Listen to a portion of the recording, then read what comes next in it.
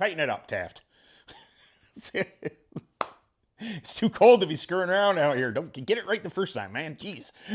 What is going on, everyone? And welcome to Kart 63. My name is Ben. Thank you very much for stopping by. Real quick, even though a random person on the internet tells me not to do this because it's cheesy or begging.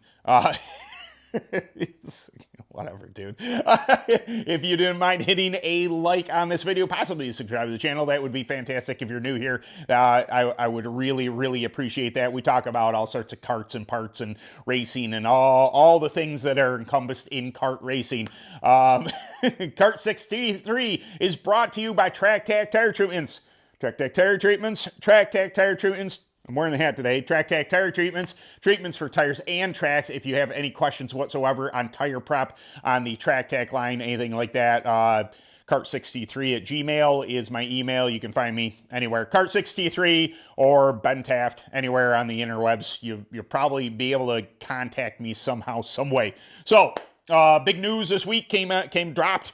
NKA changed their rules. Their engine rules package this year, and I just thought I'd do a quick video on it if you guys hadn't heard about it. I'm no engine builder, but this is kind of, you know, what difference it might make to you. Okay, NKA engine rules. Yeah, so there's three major sanctioning bodies, we'll call them, for kart racing, and the engine rules, kart rules, whatever you want to say. You have WKA, you have NKA, and you have AKRA. I really wish, this is kind of a, you know, we're going to talk about what I meant to talk about here in a second, but I wish all three would get on board with the same freaking rules package. This is a little better, what we're about to talk about here. This is a little better, but I really, you know, I don't know what WKA is going to do, but I couldn't go with my AKR engines. I have no plan on changing what I got. I have my Motorworks engines. I think they're great engines. They performed excellent this year, but I could not have gone down to an NKA race and race down south, because NKA seems to be a little more prevalent the further south you go from where I am in New York. So what NKA has done is now they have allowed porting to happen to the heads of the engines. This is something that they didn't allow to do. The difference before was that AKRA allowed porting of the head to go on. NKA did not allow porting of the head, but they had a specific cam that you could run if you wanted to, I'm assuming, or maybe you had to run. This allows for a little higher RPM, but they didn't want to, you know, at the time, they didn't want to allow porting ahead because they would, you know, an unfair advantage, blah, blah, blah, whatever reason they're coming up with. So in 2025, NKA has now come out and said, you can go ahead and port that engine. That should be the prevailing engine because of the, we'll call it a hotter cam, because like I said, I'm not an engine guy. Lack of a better term, it allows you to run more RPM. So now you're going to be able to run the ported head along with the upgraded cam. AKRA has stated that they are not going to change anything this year so far. They're going to evaluate what's going on, you know, if there is a performance advantage to this and anything like that. So there's where we stand. Now, how does this affect you? Well, it affects me and people up north, because us with AKRA engines with the ported heads, we could not take our engine down south or to an NKA event and run it because of the ported heads. Now we can. Now the NKA engine, because of the camshaft, is still illegal per AKRA rules. So an NKA that doesn't transfer back and forth. This is what I'm talking about.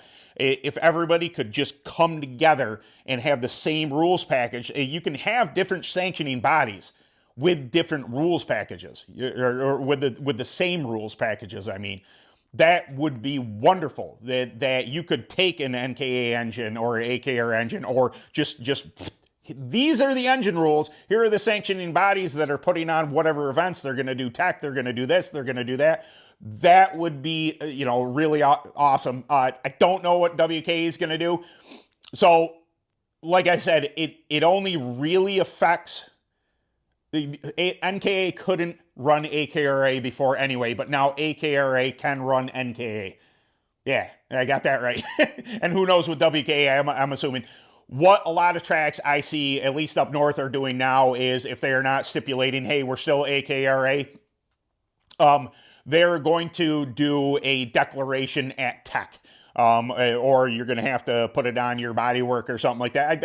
I'm assuming when you come to tech, when you're coming over the scales, whatever, what type of engine are you running, so they know what set of rules is going to be applied to the tech of your engine if you do well enough. It's, again, it's very confusing and honestly unnecessary. If everybody would just come together, and I get why. I read the post by, was it Dino Don? He did a post on Forcycle. A bunch of people shared it, and I read it. And I get what he's saying, that with a hotter cam, again, I'm just using that term loosely because I'm not an engine guy, but with what NKA runs as a cam, Don was saying that it is prematurely going to wear out engines because the more RPM you run an engine, the more the rebuilds are going to be, plentiful. You're going to have to, but will they make more power? You know darn well that, people are willing to pay a little bit more. They're willing to pay a little bit more for rebuilds and stuff like that if they're going to make more power, if the engine is more competitive. So we're really kind of, things got better, but only like this much better.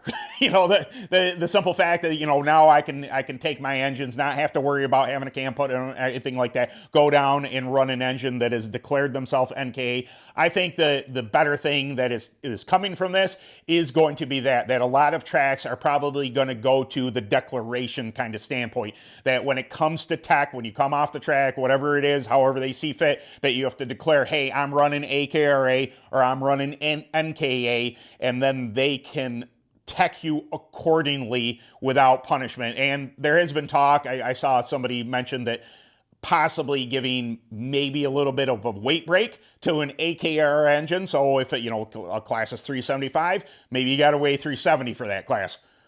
Maybe it makes a difference, maybe it doesn't. I don't know. But I just thought I'd do a quick video on that because I know everything I just said might be slightly confusing, but it's slightly better. Trust me. So the simple fact of the people who have tracks that run AKRA only can now go and use those same engines at an NKA event is better. The NKA people, they couldn't run an AKRA to start with, so there's no real loss there, but also it opened up the window for these tracks to now observe this and say, hey, all right, now we're going to do the declaration thing. You declare what engine you have, we will tech it according to what those specs are. So, I read NKA's things too, so I'm taking neither side. I just know that it kind of opens up a window for some people, and it stays closed for another. So had to do a video on it, saw it pop up, and because I apparently am some kind of clone racer now, or at least I attempted to be a clone racer this year.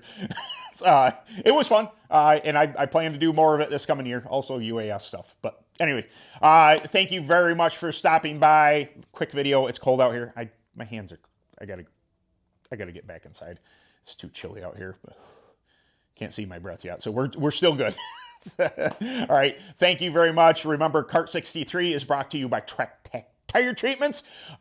Treatments for tires, tracks. Any questions about the Track Tech line, feel free to reach out to me. It is the cold season. I've had this question from a couple people. If you're running indoor dirt and you want to prep from the Track Tech line, or preps that work for the Track Tech line, SQS as your PRW.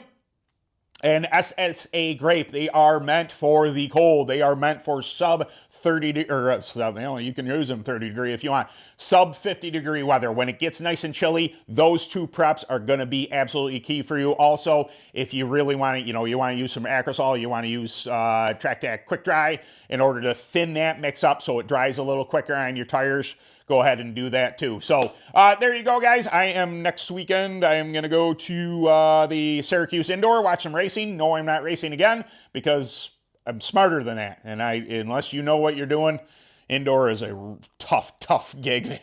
But I should have some footage for that. We'll come out with another video. I'm going to try and do a live stream Thursday. Sorry for this week. I forgot it was Thanksgiving. That's just stuff that happens when you get older. You forget. And I was just like, oh, I was supposed to do a live stream. It's Thursday. But I'm pretty sure everybody was in a food coma from turkey anyways. Anyway, I really appreciate every single one of you coming by, and we'll catch you in the next video. Later.